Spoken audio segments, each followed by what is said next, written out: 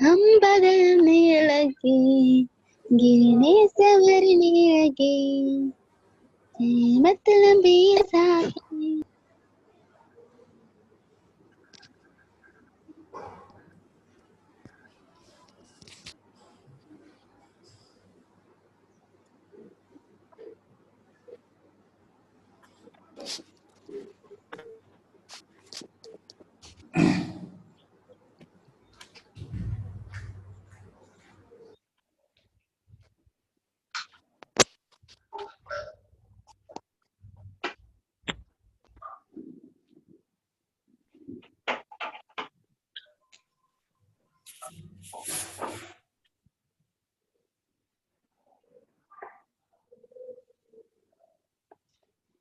Okay, welcome back everyone. Good morning. Paper दिला का सर्वांनी कालचा? पेपर सर्वजण देत आहेत का वेळेवर? मंगेश, अतुल, पेपर देताय का रे सर्व? कालचा संडे पेपर. अतुल, पेपर दिला का?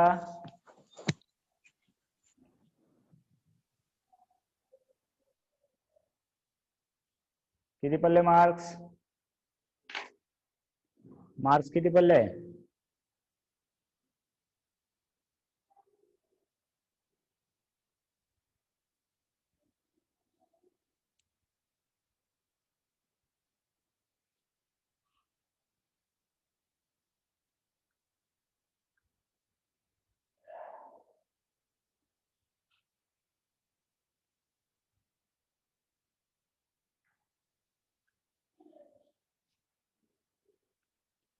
ओके, कमीच का पडतायत? पण मार्क कमी पडायला का पाहिजे आपल्याला?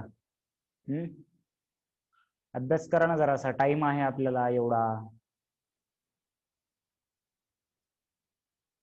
थोडस ट्रॅकवर या बरं. आता जर कोणी बाहेर गेलं असेल तर ट्रॅकच्या म्हणतोय मी, कारण आता वेळ खूप कमी राहिलेला आहे. आता बस झालं, लॉकडाऊन वगैरे काय काय केलात काय नाही, जे काही आज झालं असेल तुमचं, ठीक आहे. थोडस व्यवस्थित जरासं प्लॅनिंग नुसार, राईट. ओके, दीपक काय म्हणतोय मी? ठीक आहे. ओके, चलो let's start the EMI, electromagnetic induction. We study about the flux.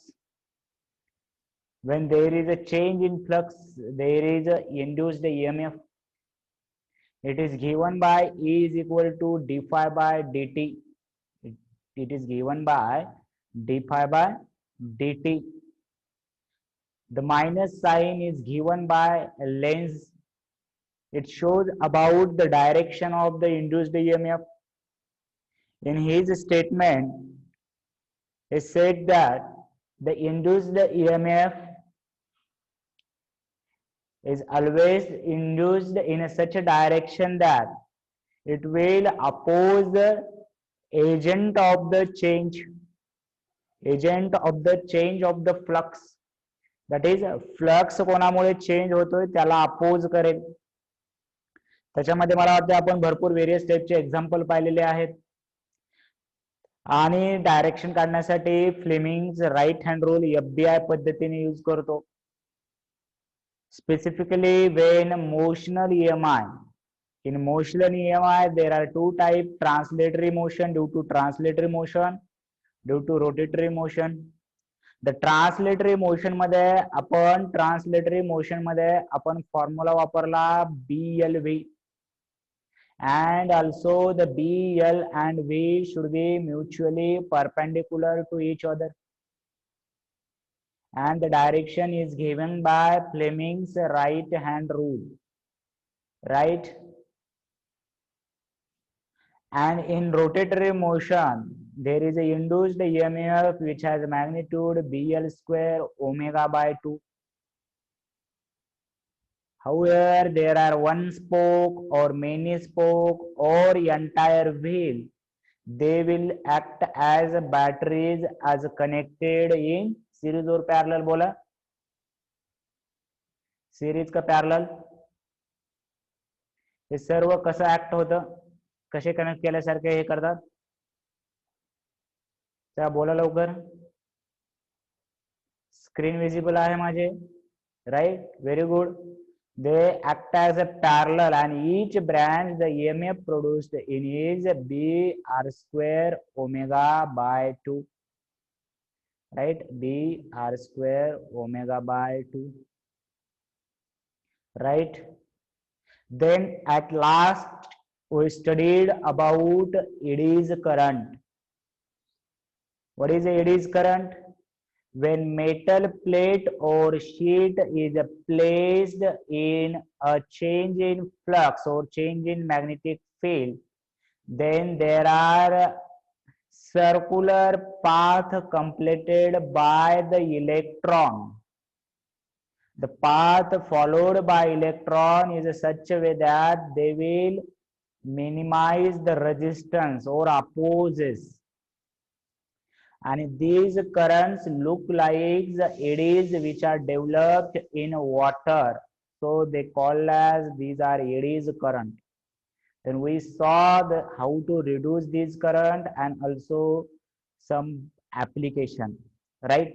इथपर्यंत आपलं स्टडी झालेलं होतं, करेक्ट आहे का बघा बरं, इथपर्यंत आपलं स्टडीड झालेलं होतं, यस, राईट, ओके. बर, चला, हॅपी बर्थडे अश्विन. अश्विनला वाढदिवसाच्या हार्दिक शुभेच्छा. पण अश्विन आहे का? आहे, ओके. अश्विन, वाढदिवसाच्या हार्दिक शुभेच्छा. ठीक आहे, चला आता लक्ष द्या. आता मी इतकी वेळ काय सांगत होतो त्याचं काहीच म्हणजे मंगेश काहीच नव्हतं का त्याला? एवढी जी बडबड केलो कशासाठी केली असेल मी, राईट. ते तर पाठ झालता, डायरेक्ट मी इथून सुरू करू शकलो असतो, ते शिकवणं तर झालं ना. आता डायरेक्ट सेल्फ इंडक्टन्स पासून सुरू करता आलं असतं मला, राईट. त्या बडबडीला काहीच अर्थ नव्हता का आता केलेल्या?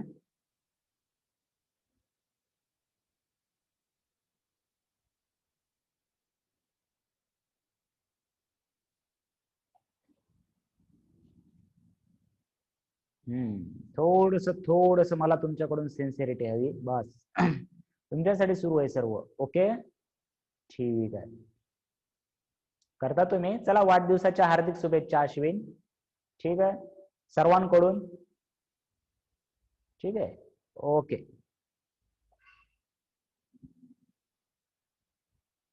ठीक आहे, चलो. Now the self inductance. See, self inductance काय वाटते तुम्हाला? या नावावरून काय वाटते सांगा बरं?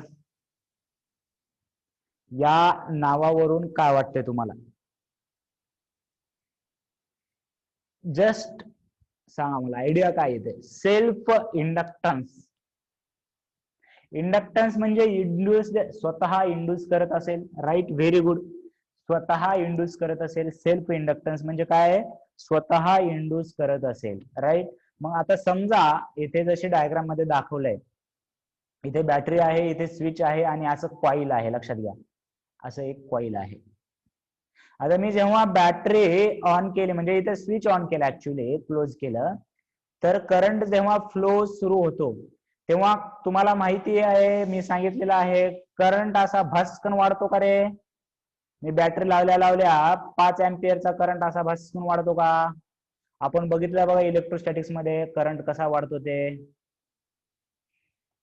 राईट, असा वाढतो बघा. फॉर्म्युला पण आहे त्याचा, ई रेस टू, आठवतोय का? D Q is equal to Q into 1 minus E raise to minus R C by T.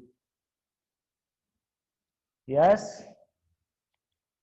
एवढं तरी माहितीये करंट डायरेक्ट अचानक वाढतो का?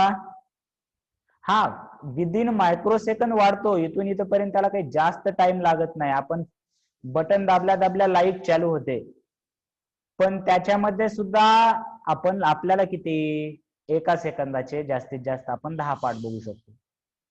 पण ते मिली सेकंदामध्ये त्याची प्रोसेस चालू असते, की मिली सेकंदाला समजा टोटल करंट 5 अँपियर जाणार आहे, तर पहिल्या मिली सेकंदाला काहीतरी 1 अँपियर असेल, दुसऱ्या मिलीसेकंदाला काहीतरी 3 अँपियर असेल आणि तिसऱ्या मिलीसेकंदाला काहीतरी 4 अँपियर असेल आणि 5व्या मिलीसेकंदाला काहीतरी 5 अँपियर. आता हे आपल्याला मिलीसेकंद कळत नाहीत म्हणून आपल्याला वाटतंय दाबल्या दाबल्या चमकत आहे, पण तसं होतंय का सांगा मला? तसं होतंय का?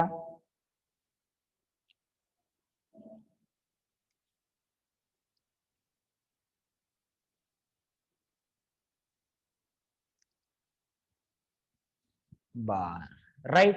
मग आता महत्वाचा मुद्दा समजून घ्या, महत्वाचा मुद्दा समजून घ्या की मी काय केलं की याच्यामध्ये असं जर ग्राफ काढला, याच्यामध्ये याचा जो स्लोप आहे आय वर्सेस टी असं काहीतरी ग्राफ काढला, ओके.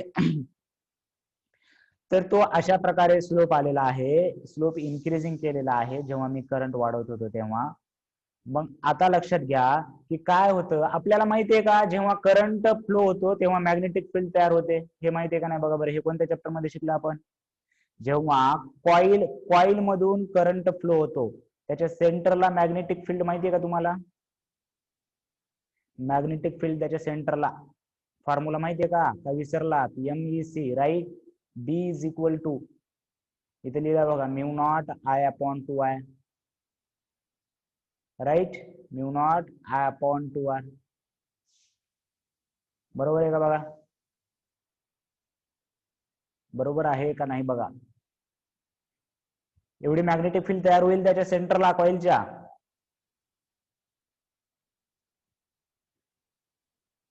राईट.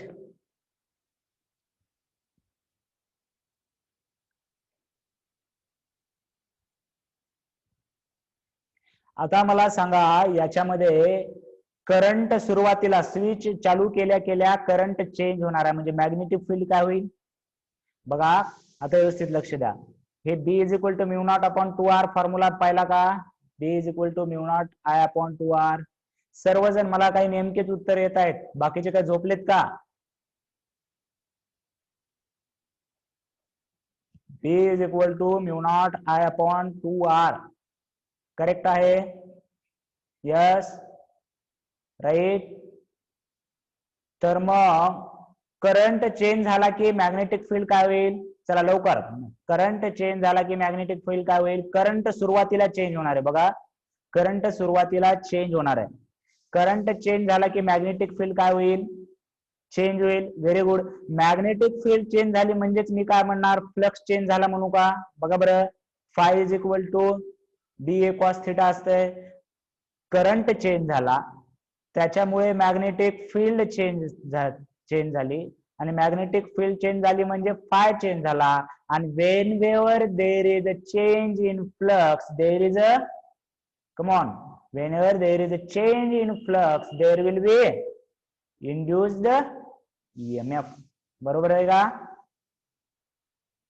राईट. ओके. मग आता आपण याला सेल्फ इंडक्टन्स काय म्हणलेलं आहे बघा. सेल्फ इंडक्टन्स काय म्हणलेलं आहे की there is a change in flux when current is passing through the coil and hence there will be induced EMF which will oppose the change in current. बघा बरं, आणि हा जो इंड्युस्ड EMF आहे तो काय केला पाहिजे? फ्लक्स कशामुळे चेंज व्हायला सांगा मला? फ्लक्स कशामुळे चेंज व्हायला? परत एकदा रिव्हिजन. फ्लक्स कशामुळे चेंज व्हायला? B मुळे, बरोबर आहे. B कशामुळे चेंज व्हायला? B कशामुळे चेंज व्हायला? I मुळे. Very good. मग आता जेव्हा इंड्युस्ड EMF तयार होईल, तो कसा होतो? फ्लक्सला चेंज नाही होऊ देणार, बरोबर आहे की नाही? त्याच्या अपोजिट होईल. फ्लक्स चेंज व्हायला म्हणून त्याला अपोज करेल, म्हणजेच B चेंज व्हायला अपोज करेल. म्हणजेच ऍक्च्युअली तो कोणाला अपोज करणार आहे? राईट, I ला अपोज करणार आहे. जेव्हा करंट वाढतो तेव्हा हा वाढू देत नाही, किंवा जेव्हा करंट कमी करतो म्हणजे स्विच बंद केलं तर तो लगेचच बंद होऊ देत नाही. लक्षात घ्या, राईट. म्हणून तिथं थोडाफार डिले येत असतो. स्विच दाबल्या दाबल्या लाईट एक लवकर होते, पण मोठे डिव्हाइस बघा फॅन किंवा मोटर थोडासा तिथे काय होत असतो, डिले होत असतो. This property is known as self induction. Inductance नाही, ही प्रॉपर्टी जी आहे, हे पूर्ण जे फिनॉमिनन आहे त्याला काय म्हणायचं, प्रोसेसला त्या प्रोसेसला काय म्हणायचं, इंडक्शन. राईट. आणि त्याच्यामध्ये याला बॅक ईएमएफ असं सुद्धा म्हणतात. याला बॅक ईएमएफ असं सुद्धा म्हणतात. मग बघा आता परत एकदा क्लिअर करू सर्व की काय आहे. Flux is change in flux is directly proportional to I असं लिहू शकतो मी. Change in flux is directly proportional to I. किंवा टोटल नंबर ऑफ कॉइल जर n असतील तर टोटल अशा कॉइल समजा n आहेत, तर या n कॉइल मधून चेंज होणारा जो फ्लक्स आहे n phi is directly proportional to I, and when I take this constant n phi is equal to, I will take Li, and this L is a constant which is known as coefficient of self inductance. Coefficient of self inductance किंवा फक्त self inductance सुद्धा म्हणतात. बघा लक्षात आलं का. Phi is directly proportional to I. मी n काय घेतलं, तिथे जर नंबर ऑफ कॉइल जर n असतील तर n phi is equal to I. There is a proportional constant and you should remember this formula. Say coefficient of self inductance is given by n phi by I. n phi by I. Right. Okay. Let me explain once again. याच्यामध्ये की हे जो L आपण constant घेतलेला आहे तो self inductance, coefficient of self inductance म्हणतात. Right. आणि त्याचा फॉर्म्युला आहे n phi by I. मग या फॉर्म्युल्यामध्ये कसं बसवायचं बघा. आपल्याला माहिती आहे E इज इक्वल टू बघा E is equal to D phi by D T. बघा E is equal to D phi by D T. बरोबर आहे का. बघा E is equal to D phi by D T. But जर तिथे total n coil असतील तर n into D five करणार मी, आणि n into D phi that is n into phi. n into फायलाच काय लिहू शकतो मी, n इंटू फायलाच काय लिहू शकतो, n इंटू फायलाच Li. देअरफॉर L डी फायला लिहिणार मी di, and hence there is a formula for self induction for this coil.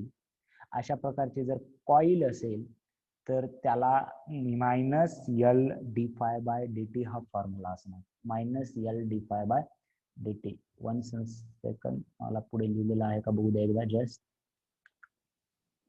Okay ठीक आहे, इथे लिहिलेलं आहे याच्यामध्ये. तर टेक अ स्क्रीनशॉट फॉर दिस. याचा स्क्रीनशॉट काढून घ्या.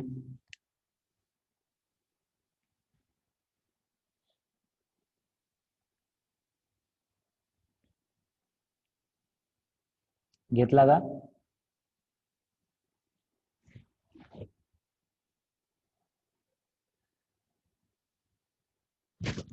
डन.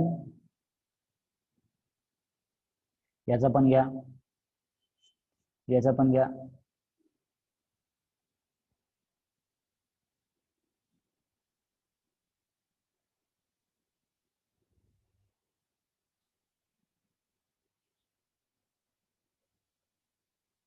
याचं पण घ्या.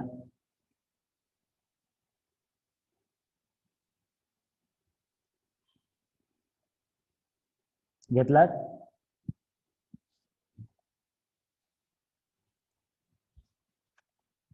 ओके ठीक आहे. बघा हा फॉर्म्युला सांगितला मी E is equal to L phi D T. हे पण सांगितला होता, फक्त n लूप असल्यास काय घ्यायचं, n फाय इंटू Li.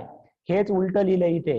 या L ला असं लिहिलंय बघा, हा formula L is equal to, हे इकडे लिहिलंय E आणि त्यातला D I by D T ने डिवाइड केलंय. हा फॉर्म्युला सेमच आहे, कन्फ्युज नका होऊ.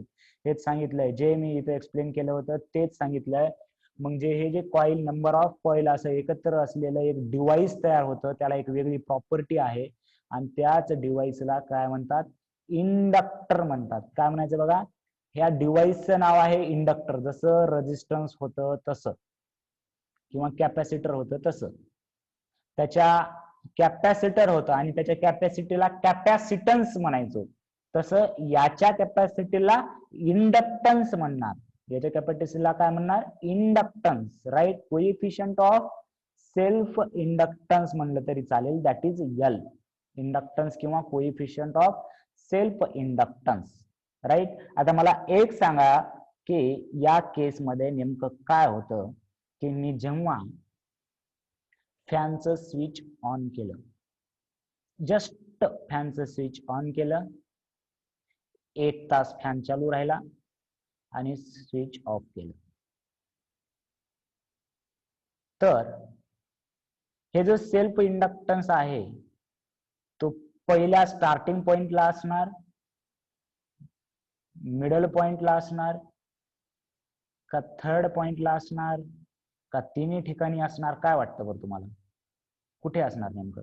फर्स्ट, सेकंड, थर्ड, कुठे असणार? हे जो सेल्फ इंडक्टन्सची जी प्रॉपर्टी आहे, फिनॉमिनन आहे, जे काही आहे, फॅन चालू केला मी जस्ट आता आल्या आल्या क्लास चालू घेण्यासाठी, 1 तास लेक्चर घेतलं मी, फॅन चालू होता आणि त्याच्यानंतर जाताना लेक्चर जाताना फॅन बंद करून गेलो. सेल्फ इंडक्टन्स केव्हा असेल? पहिल्या स्टार्टिंग पॉइंटला, सेकंड पॉइंटला, थर्ड पॉइंटला किंवा तिन्ही ठिकाणी, किंवा तिन्ही ठिकाणी नाही? काय असू शकतं बघा बरं, एकदम कॉमन लॉजिक आहे त्याच्यामुळे विचारतोय मी.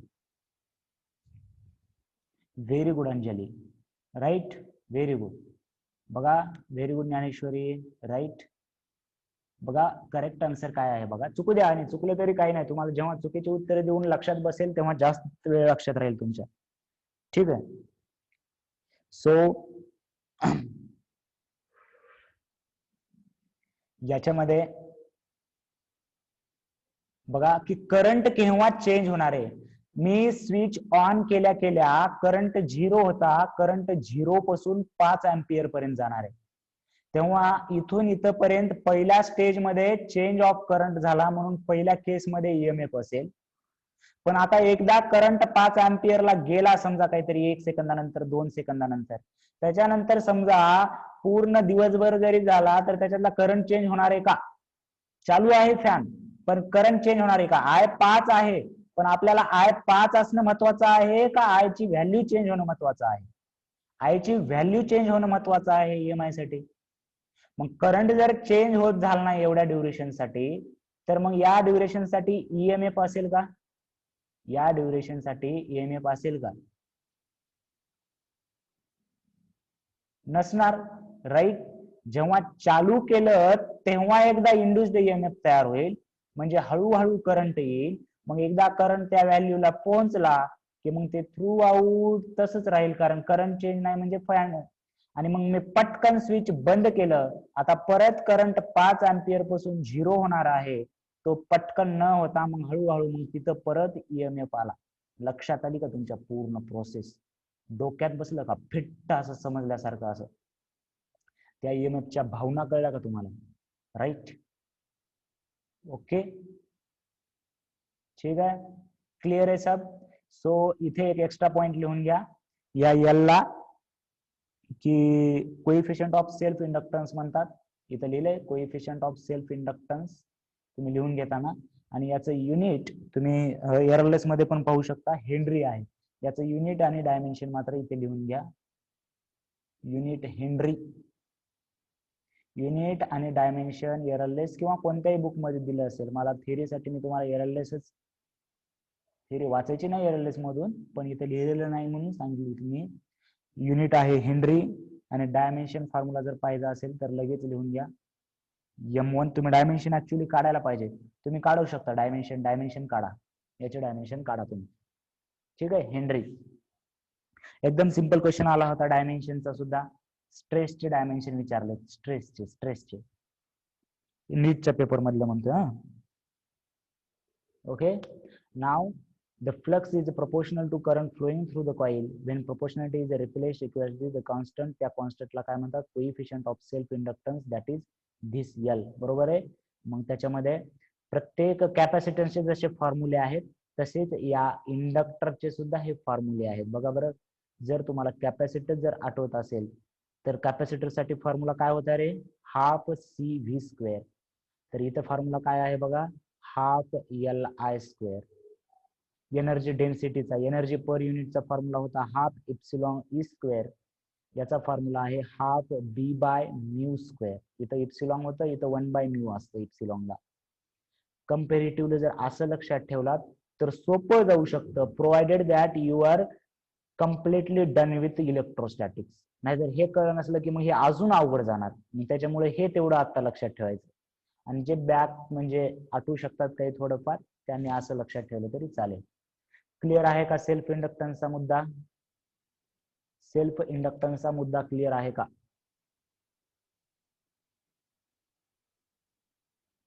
सेल्फ इंडक्टन्सचा मुद्दा क्लिअर आहे का? यस, ओके, ठीक है. जस्ट मिनट, शेयरिंग का स्टॉप झाली. हाँ चलो, सो आगे देखा, आगे देखो, आगे देखो.